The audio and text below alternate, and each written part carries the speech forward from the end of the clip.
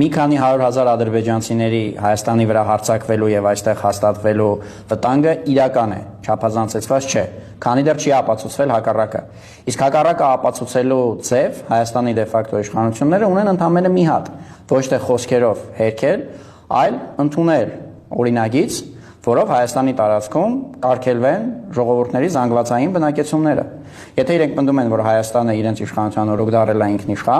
ինքնիշխան պետություն, ինքնիշխան միգրացիոն քաղաքականություն, ուրեմն թող ընդունեն նման օրենք, որով կարգելվի որևէ մի ժողովրդական խմբի զանգվածային վերաբնակեցում այստեղ։ Հիշեցնեմ, որ Ադրբեջանը նման օրենքներ ընդունել է 1922 թվականին, 1925 թվականին, դրանով արգելելով Նախիջևանի հայ փախստականներին, որոնք Երևանում, Թիֆլիսում էին ապաստանել, վերադառնան Նախիջևան։ Եվ շատ պարզ պատճառով ասել են, որ Նախիջևանը սակավահող է, այստեղ չի կարող ժողովրդների զանգվածային բնակեցում լինի։ Դե թող նման օրենսդրական նախաձեռնություն առաջ քաշեն եւ ունենալով ներկայումս խորհրդարանում սահմանադրական մեծամասնություն անցկացնեն։ Այդ դա կլինի գործով ապացուցել, որ ադրբեջանցիների Հայաստան գալը հորինված լուր է։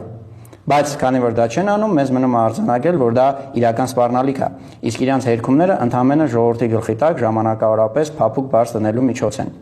Հիշեցնեմ, որ ժամանակին 2022 թվականին իրենք նույն կերպ հերքում էին անկլավների հանձնման լուրը, ասելով, որ դա չափազանցեցված է։ Եվ ես դեռ այն ժամանակ զգուշացնում էի, որ սա ընդհանրապես ժամանակ շահելու ժողովրդի գլխի տակ փափուկ բարձ դնելու ձև է, իսկ հենց ժամանակը գա իրենք միանշանակ հանձնելու են դա, ինչպես օրինակ եղավ Տավուշի դեպքում 2024-ին եւ ինչպես իրենք արդեն հայտարարել են, որ պետք է լինի Տիգրանաշենի դեպքում։ Հիշեցնեմ այդ արխիվային նյութերը։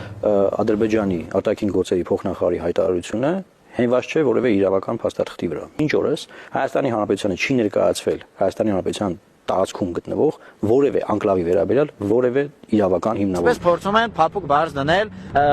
ժողովրդի գլխի տակ։ Հավատացած եղեք, եթե չլիներ այս շարժումը, իրենք նման բան չէին ասելու, ասելու էին այո, տեղի ունենում դելիմիտացիա, դեմարկացիա, սա նորմալ է, մենք այդտեղ այլընտրանքային ճանապարհ կկառուցենք կամ արդեն կառուցել ենք եւ կհանձնեին։